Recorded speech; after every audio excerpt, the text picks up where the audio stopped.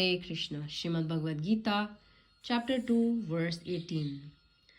Avinashi, indestructible, अप्रमेय, immeasurable, तथा शाश्वत जीव के भौतिक शरीर का अंत अवश्यम भावी है.